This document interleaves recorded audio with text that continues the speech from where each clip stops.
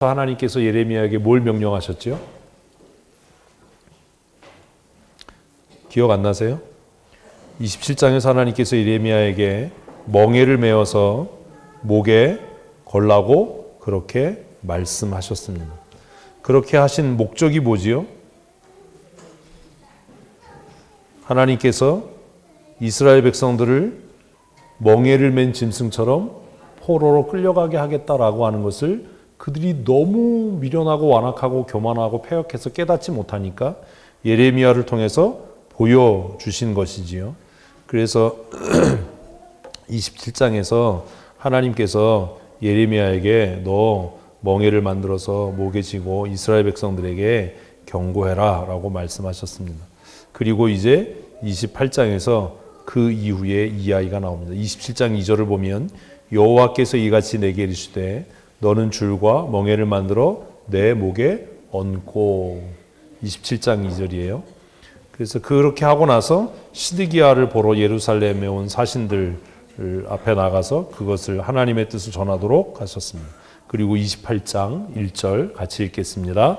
그해 곧 유다 왕 시드기야가 다스리기 시작한 지 4년 다섯째 달 기브온 아술의 아들 선지자 하나냐가 여호와의 성전에서 제사장들과 모든 백성이 보는 앞에서 내게 말하여 이르되 하나냐라고 하는 사람에 대한 기록이 나오는데 이 하나냐는 누구의 아들이에요? 아술이라는 사람의 아들입니다. 근데 아술이라는 사람이 많으니까 이 사람이 누구냐라고 명확하게 한정짓기 위해서 기브온 사람 아술이라고 명시를 했죠. 그 아술이라는 사람의 아들인 하나냐, 이 사람은 성경에 아주 유명한 피노키오 집안 출신입니다. 이 사람 뼈도 수수깡이 아니라 거짓 선지자의 대표가 이 사람입니다. 거짓 선지자의 대표. 하나냐가 그런데 그 이름은 뭐예요? 선지자예요. 제가 늘 얘기하잖아요. 정말 성도의 가장 큰 복은 좋은 목사를 만나는 겁니다. 왜냐하면 지금도 그때도 뭐가 많아요? 거짓 선지자가 많아요. 분간해 낼 수가 없어요. 설교를 들어서는 알 수가 없어요. 제가 이렇게 가끔 모니터링을 하는데 유튜브나 온라인 매체들을 통해서 목사님들 설교를 가끔 이렇게 찾아서 듣습니다. 근데 듣다가 깜짝깜짝 놀랄 때가 많아요. 그 정말 근심스러울 때가 많아요. 한국 교회가 어디로 가고 있나라고 하는 우리 교단 목사님들도 그래요. 타교단은 더 말할 것도 없잖아요. 참 고민이 많아요. 그래서 다른 건 못해도 말씀을 준비하고 묵상하는 일에는 정말 모든 에너지를 다 쏟으려고 하는 게 뭐냐 하면 사실 성도들은 그걸 구분을 못해요. 그렇게 구분할 정도가 되면 훌륭한 성도지요. 그게 구분이 잘 안 돼요. 근데 이스라엘도 지금 그 상황이죠. 이 하나냐를 뭐라고 기록해요? 선지자라고 기록해요. 그리고 그가 여호와의 성전에서 제사장들과 모든 백성들 앞에서 거짓말을 합니다. 2절입니다. 만군의 여호와 이스라엘의 하나님이 이같이 일러 말씀하시기를 내가 바벨론의 왕의 멍에를 꺾으리라. 여러분 그냥 신학교 다니고 공부해서 설교 준비할 수 있을까요? 없을까요? 있어요. 얼마든지 가능해요. 왜 꼭 우리 교단은 강도권을 가진 강도사에게 설교권을 주지요? 이럴 수 있어요. 어떤 집사님이나 권사님이나 장로님이 정말 말씀을 잘 가르치고 잘 전할 수 있어요.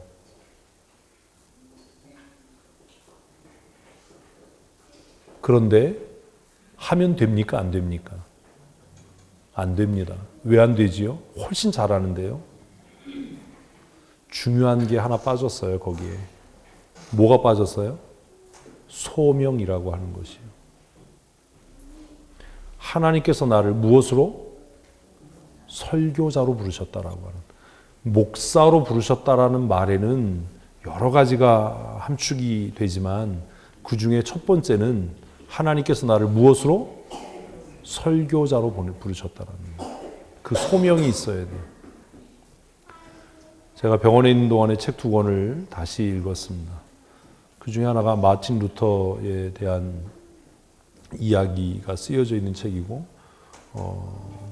또 한 책은 우리가 너무나 잘 아는 설교자였고 의사였던 한 분에 대한 이야기입니다. 많은 사람들은 누구나 설교할 수 있다라고 생각합니다. 때로는 그냥 성도들 가운데 목사보다 설교 잘하는 사람들도 있을 수 있어요. 중요한 게 뭔지 아세요? 뭐가 빠졌다고요? 소명이 없는 거예요. 목사에게 있어서, 설교자에게 있어서 가장 중요한 건 뭐지요? 소명에 대한 확신이에요. 하나님이 나를 무엇으로 부르셨다? 설교자로 부르셨다. 말씀의 대언자로 세웠다. 몇 시간을 설교를 준비하느냐가 중요하지 않아요. 저는 예전에 전도사 때 원고를 다 써서 거의 다 외워서 했어요. 근데 시간이 지나면서 그게 사악한 일이라는 걸 깨달았어요. 그래서 설교 원고를 꼼꼼하게 작성하고 쓰지만 거기에 매이지 않으려고 해요. 왜냐하면 하나님의 말씀이 영감으로 기록됐듯이 우리가 설교를 하나님의 말씀의 선포라고 한다면 말씀이 전달되는 가운데도 누가 역사하신다? 성령께서 역사하신다. 그래서 설교자는 항상 자유로울 수 있어야 된다. 로이드 존스 목사님이 그 얘기를 했거든요.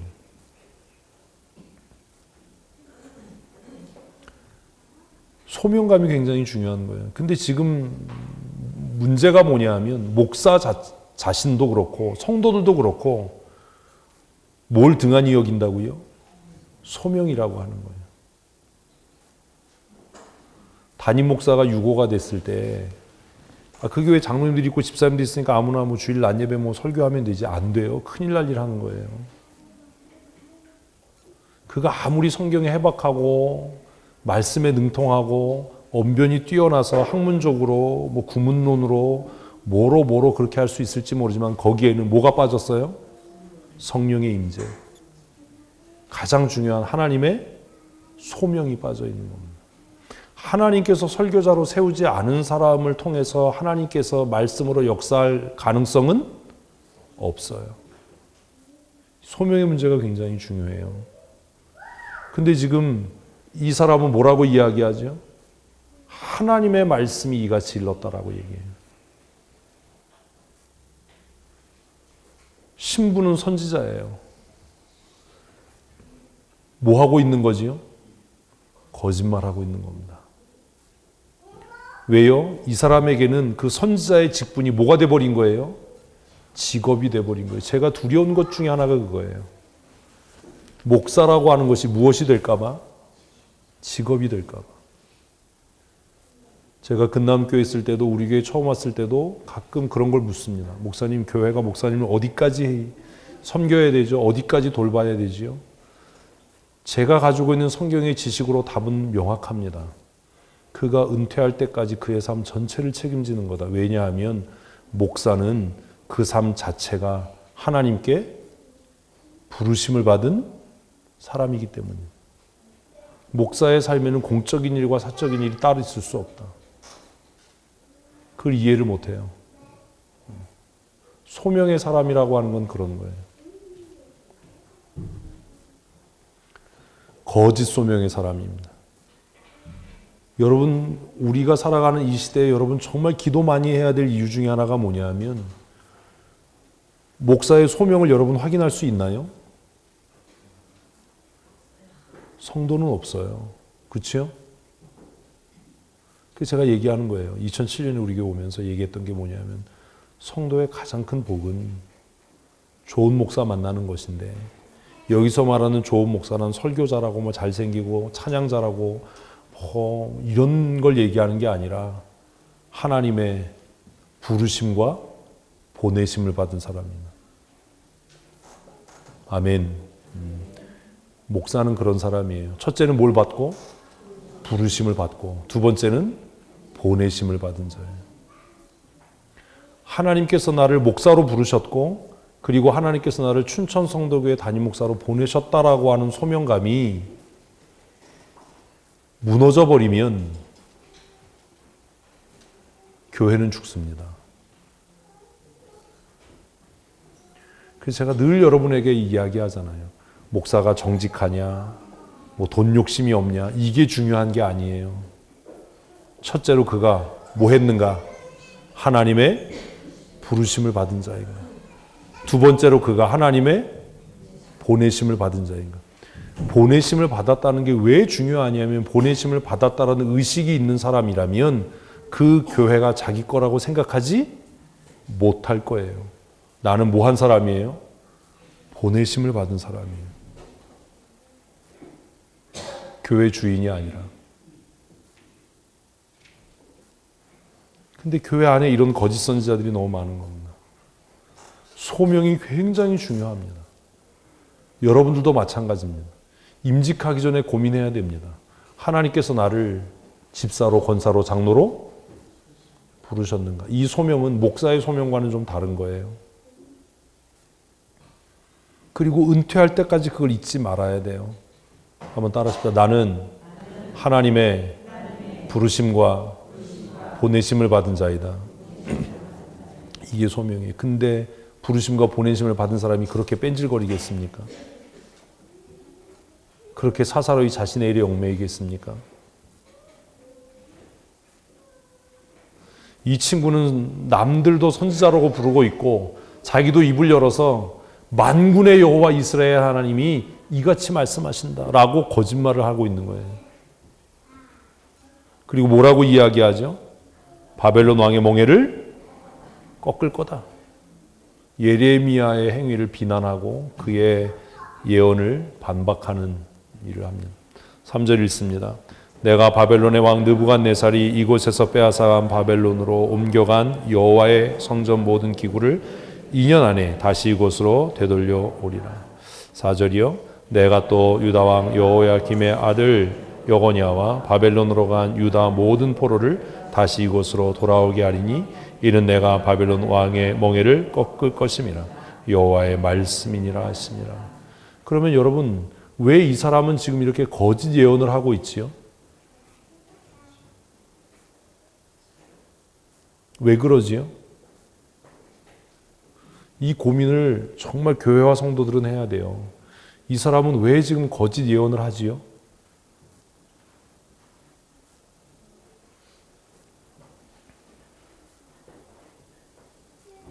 여러분, 사역하면서 이 고민을 하셔야 돼요. 제가 여러 번 얘기했어요. 아직도 이게 귀에 못이 안 박힌 거예요. 마음에 새겨지지 않은 거예요. 목사가 목회를 하면서 하나님보다 성도를 무서워하면 이렇게 돼요. 이 사람 지금 왜 이 말 하지요? 왕의 환심을 얻으려고요. 백성들의 환심을 얻으려고요. 하나님이 두려운 마음이 있었을까요? 없었을까요? 있었겠지요. 그런데 그 하나님 두려워하는 마음보다 누가 더 두려운 거예요? 백성과 왕이 더 두려운 거예요. 목사가 하나님보다 성도들이 두려워지면 이렇게 돼요. 제가 여러분들에게 부탁드렸잖아요. 여러 번. 목사를 위해서 기도해 주십시오.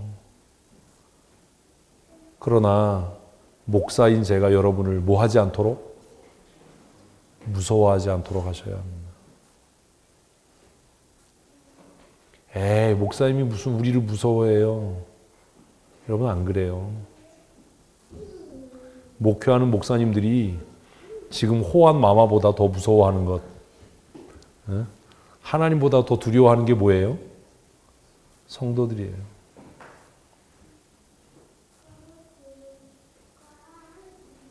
제가 말씀드렸잖아요. 목사가 하나님 앞에 범죄하거나 잘못하면 누가요? 하나님께서 정리하고 해결해요. 그러니까 여러분은 항상 어떤 목사님하고 함께 신앙생활을 하든지 온유하고 부드럽고 겸손한 태도로 그를 위로할 수 있어야 합니다. 장로는 목사의 감시자여서는 안 됩니다. 좋은 위로자여야 하고 보호자여야 하고 협력자여야 합니다. 그가 정말로 하나님의 부르심과 보내심을 받은 사람이라면 그 위로와 그 동역을 힘입어서 더 좋은 목사가 되어져 갈 것이기 때문입니다. 그런데 한번 또 생각해 봅시다. 백성의 입장이나 왕의 입장에서는 예레미야의 이야기가 솔깃했을까요? 이 사람의 말이 솔깃했을까요? 귀에 듣기 좋은 이야기는 문제가 있는 겁니다. 조심하셔야 됩니다. 5절 읽습니다. 선지자 예레미야가 여호와의 성전에 서 있는 제사장과 모든 백성들이 보는 앞에서 선지자 하나냐에게 말하니라. 선지자 예레미야가 아멘, 아멘. 아멘 왜 써놨을까요? 같이 읽으십시다. 여호와는 이같이 하옵소서. 여호와께서 내가 예언한 말대로 이루사 여호와의 성전 기구와 모든 바벨론으로 이곳으로 되돌려 오시기를 원하노라. 지금 비웃고 있는 거죠. 그죠?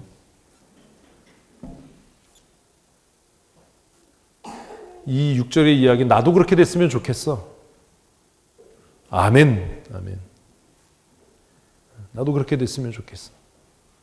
하나님께서 네가 말한 대로 이 백성을 회복해 하시고 이 나라를 회복시켜 주셨으면 좋겠어. 그렇게 되기를 나도 원해.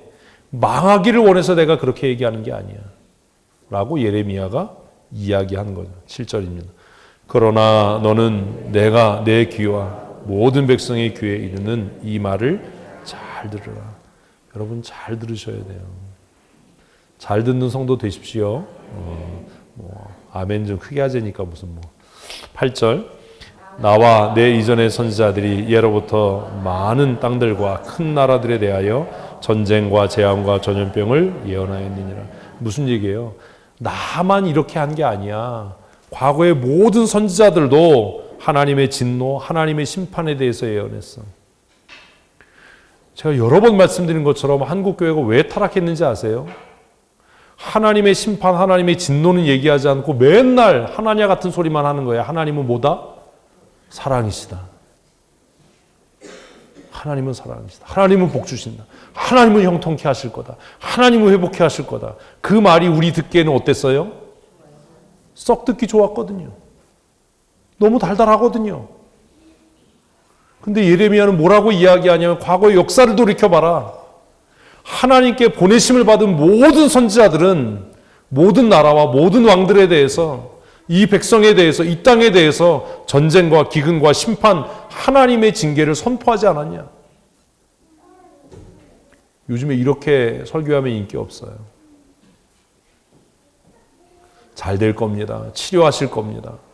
회복해 하실 겁니다. 복 주실 겁니다. 형통할 겁니다. 이래야 인기 있는 목사가 돼요. 소위 성장하는 교회, 부흥하는 교회 메시지들의 공통점이 그거예요. 무슨 하나님이요? 복 주신 하나님이요. 사랑의 하나님이요. 하나님이 사랑의 하나님은 맞지요. 그러나 그 사랑만큼 어때요? 두려우신 분입니다. 하나님은 두려운 분입니다. 9절 말씀 읽습니다. 평화를 예언하는 선지자는 그 예언자의 말이 응한 후에야 그가 진실로 여호와께서 보내신 선지자로 인정받게 되리라. 그러니까 이 구절대로라면 안전한 방법은 뭐예요? 날마다 회개를 촉구하는 거예요. 제가 병원에 있으면서 회개한 것 중에 하나가 이거예요. 내가 지난 몇 년 동안 뭐에 대한 설교를 하지 않았구나.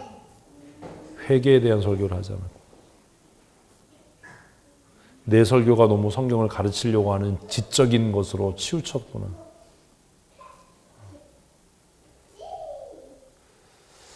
병원에 있어야 그런 걸 깨달으니 참 미련하죠, 제가. 그것도 잠이 안 와서 새벽 2, 3시에 깨서 차도 안 다니는 길을 쳐다봐야 그런 생각이 드니, 내가 회개를 선포하지 않았구나. 내가 책망하지 않고 꾸짖지 않았구나. 10절 읽습니다. 선지자 하나냐가 선지자 예레미야 목에서 멍에를 빼앗아 꺾고 모든 백성 앞에서 하나냐가 말하여 이르되 여호와께서 이와 같이 말씀하시니라. 내가 2년 안에 모든 민족의 목에서 바벨론 왕 느부갓네살의 멍에를 이와 같이 꺾어버리라 하셨느니라 하며 선지자 예레미야가 자기의 길을 가니라. 하나냐가 이제 어떻게 반박할 말이 없으니까 예레미야 목에 있는 나무로 된 멍에를 뺏어서 꺾어버렸어요. 여러분, 이게 미련한 짓이에요. 우리는요, 회개하려고 하지 않고 피해가려고 해요. 무슨 얘기인지 아시겠어요? 정말 고민하셔야 돼요. 제가 이렇게 아프거나 다치거나 이러면 저하고 같이 사는 김 씨가 그럽니다. 바이크 타지 말라는 하나님의 뜻이야. 그럼 제가 그럽니다. 사단아, 내 뒤로 물러가라.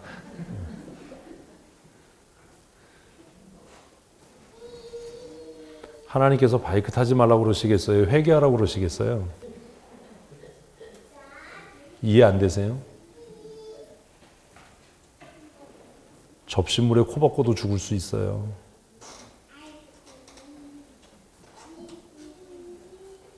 국그릇에 코 박고 죽을 수도 있다고요.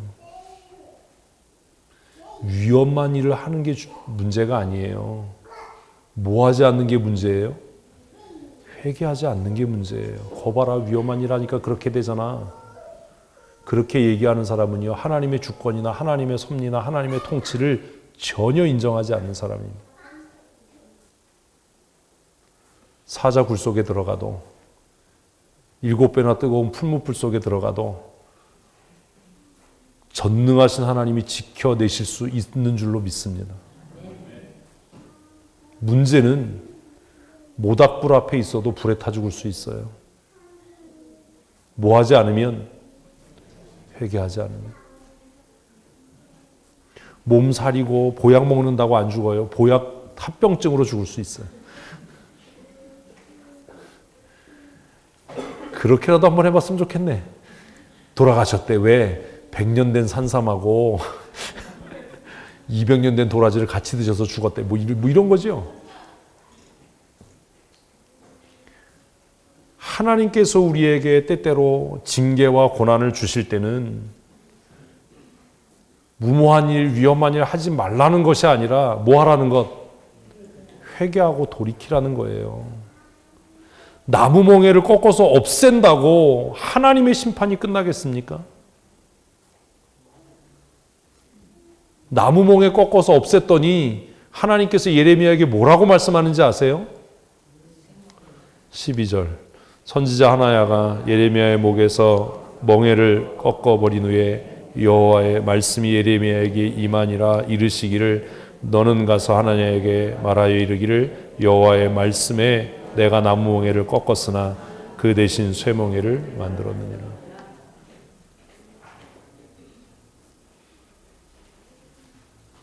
피해가려고 하지 마십시오.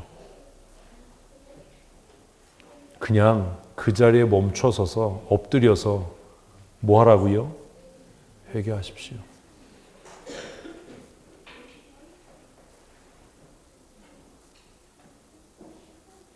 나무멍에를 없앤다고 해서 하나님의 징계와 하나님의 심판이 없어지는 것 아닙니다.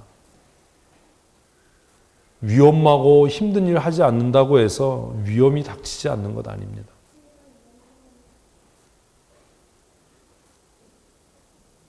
하나님께서 때때로 우리의 삶에 고난을, 역경을 주시는 목적은 더 늦기 전에 뭐 하라고? 회개하라고. 여러분이 저에게 그렇게 얘기 안 해도 제가 그런 일을 당할 때마다 내가 하나님 앞에 아직도 회개하지 않은 게 뭐지? 이런 고민을 하겠수 안 하겠수? 하지요. 왜 안 하겠어요? 성도들이 아프고 힘들 때 내 죄 때문인가? 왜 그 고민을 안 하겠어요?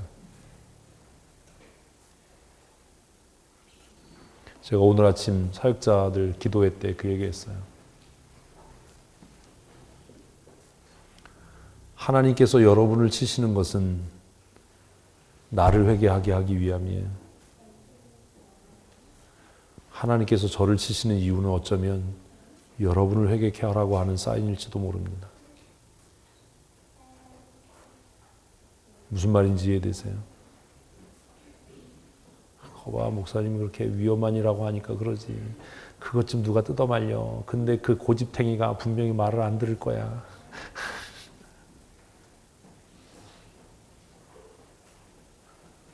피하지 마십시오.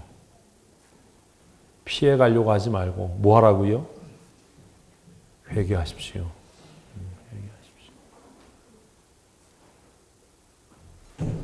나무 멍에를 꺾었더니 하나님께서 어때요?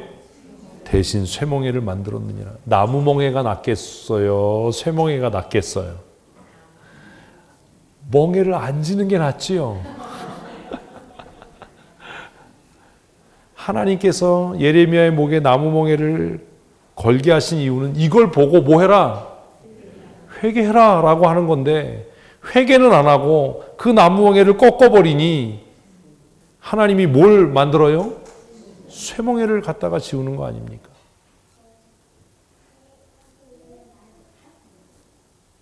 피하려고 하지 말고, 외면하려고 하지 말고, 못 본 척 하려고 하지 말고, 무시해버리려고 하지 말고, 우리의 삶에 하나님께서 깊이 관여하기 시작할 때 돌이켜 회개하는 성도들이 되십시다. 그래야 됩니다. 서로를 돌아볼 수 있어야 돼요. 내 얼굴에 뭐가 묻으면 보여요? 안 보여요? 안 보여요. 상대편의 얼굴에 뭐가 묻으면 내가 볼 수 있어요. 무슨 얘기인지 아세요? 여러분이 아프고 여러분이 힘들고 여러분이 괴로워지면 제가 회개해야 되는 겁니다. 하나님, 내가 제대로 가르치지 못하고 목사로 온전하게 살지 못해서, 그러나 여러분 때때로 제 삶에 어려움이 다가오고 제가 힘들어지고 지치고 낙심하면 이제는 여러분들이 회개하셔야 하는 때인지도 모르는 겁니다. 하나님, 우리가 거룩한 예배자가 아니었습니다. 우리가 말씀을 듣고도 순종하지 않았습니다. 제가 아파서 누워서 주일에 한 달 정도 교회 안 나오면 제가 손해겠어요? 여러분들이 손해겠어요? 제가 이번에 그런 생각도 했거든요. 한 2달쯤 휴가를 해버릴까 보다. 10월부터 11월 중순 말까지 휴가하고 교회도 안 가고 내가 서울에 있으면서 주일에 정말 듣고 싶었던 선배 목사님들 교회 찾아다니면서 말씀 듣고 그렇게 할까? 처음엔 그러려고 그랬어요. 가만히 병원에 누워서 앉아 있으니까 정말 죄송한 이야기지만 여러분들이 불쌍해지는 거예요. 처량해지는 거예요. 여러분들 혹시 제가 이렇게 다치고 나서 짜증스러워, 목사님 안 계시니까 너무 불편해, 너무 힘들어 이러셨다면 아직도 먼 거예요. 목사님이 안 계시니까 우리가 힘들어지는구나. 그러면 혹시 하나님께서 우리의 교만을, 우리의 불순종을, 우리의 완악함을 깨우치시기 위해서 목사님을 눕혀버린 게 아닌가라고 생각해야 조금 이제는 뭔가 은혜가 무엇인지 아는 거지. 서로의 허물과 약점을 통해서 서로를 비난하는 관계가 아니라 서로의 약점과 허물을 바라보면서 누가 회개할 수 있는, 내가 회개할 수 있는, 배고픈 형제를 바라보면서 네가 게으르니까 그런 거지가 아니라 내가 사랑을 실천하지 못해서 저 형제가 배를 고르구나. 그게 정말 사랑의 관계 아닙니까? 나무 멍에를 꺾었으나 대신 쇠멍에를 만들었다라고 하는 이 말씀은 그래서 두려운 말씀입니다. 사랑하는 성도 여러분, 우리 외면하거나 피하거나 못 들은 척하거나 못 본 척하지 말고 하나님께서 우리의 삶에 관여하시기 시작할 때 멈추어 서서 회개하는 성도들 되십시다. 그러셔야 되는 겁니다. 저는 제 아내가 아프면 회개합니다. 내가 말씀대로 안 살아서 그런가? 내가 믿음으로 안 살아서 그런가? 성도들이 아프면 회개합니다. 하나님, 내가 성도들 위해서 더 기도해야 되는데 내가 그렇지 못해서 우리 성도들이 병들고 경제적으로 어려워져 가고 힘들어져 갑니다. 그런 기도합니다. 서로가 서로에게 그런 관계가 됐으면 좋겠습니다. 어떤 성도의 가정에 문제가 생겨서 거 봐라 내가 그럴 줄 알았어가 아니라 내가 그를 위해 뭐 하지 않았더니 기도하지 않았더니 이런 일이 생겼네. 내가 그를 사랑으로 돌보지 않았더니 이런 어려움이 생겼네. 이럴 수 있는 신실한 하나님의 사람들이 되셨으면 좋겠습니다. 우리가 피하면 더 큰 게 기다립니다. 더 큰 게. 그게 뭔지 궁금하면 계속 하시면 됩니다. 저는 별로 궁금해지고 싶지 않습니다. 다리에서 팔로 올라왔는데 그 다음은 뭐겠어요? 뭘 생각하는 거예요? 14절입니다. 만군의 여호와 이스라엘의 하나님께서 이와 같이 말씀하시니라. 내가 쇠멍에로 이 모든 나라의 목에 매워 바벨론 왕 느부갓네살을 섬기게 하였으니 그들이 그를 섬기리라. 내가 딜 짐승들도 그에게 주었느니라 하라. 선지자 예레미야가 선지자 하나냐에게 이르되 하나냐 들으라. 여호와께서 너를 보내지 아니하셨거늘 내가 이 백성에게 거짓을 믿게 하는도다. 이게 가장 큰 두려움이에요.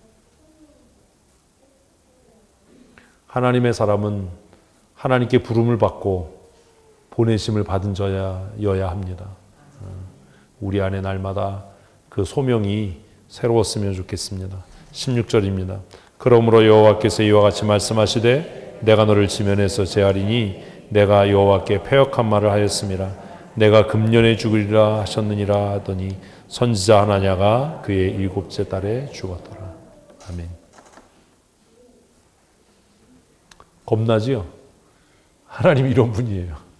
하나님은 성격이 화끈해요. 그래서 이렇게 부러뜨리는 게 하나님 은혜예요. 하나님은 확 죽여버리는데 부러져서 아픈 것은 그래도 아직 하나님이 사랑하시고 계시고 기회를 주신다라고 하는 은혜가 아닐까라는 생각을 합니다. 우리 권기옥 집사님이 지금쯤 끝났겠지 하고 전화를 하셨어요. 오늘 이렇게 길게 할 줄 몰랐죠. 7시면 끝나니까. 얘가 벨이 울리네요. 저는 항상 다 진동도 안 돼요, 제 전화는.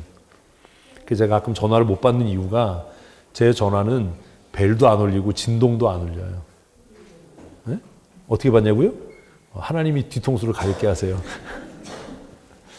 제가 그 시계를 차고 있어서 신방 가거나 회의가 있거나 아니면 끄는 걸 자꾸 잊어서 그렇게 꺼놓고 있는데 새로 전화기를 바꿨더니 이제 제가 그 스마트워치를 차고 있어서 시계에서 이렇게 아주 작은 진동이 있어요. 전화 온 걸 아는데 제가 가끔 전화를 못 받는 이유는 전화기를 안 가지고 다니기도 하고 또 전혀 전화가 뭐 벨소리도 안 나고 진동도 안 나고 그런 상태여서 제가 전화를 못 받는 겁니다. 오늘 말씀을 통해서 제가 여러분들에게 정말 권면하고 싶은 건 하나님이 은혜로 메워주신 나무 멍에를 꺾으려고 하지 마십시오. 그 멍에를 꺾으면 쇠멍에를 매게 됩니다. 하나님께서 나무 멍에를 메워주실 때 뭐 하라고요? 회개해서 벗으십시오. 그러면 하나님의 회복케 하시는 은혜와 풍성케 하시는 은총을 넘치게 주실 줄로 믿습니다. 장례식장이 결정되고 정리가 된 것 같아요. 전화가 온 거 보니까. 내일 우리 위로하는 신방을 하도록 하겠습니다.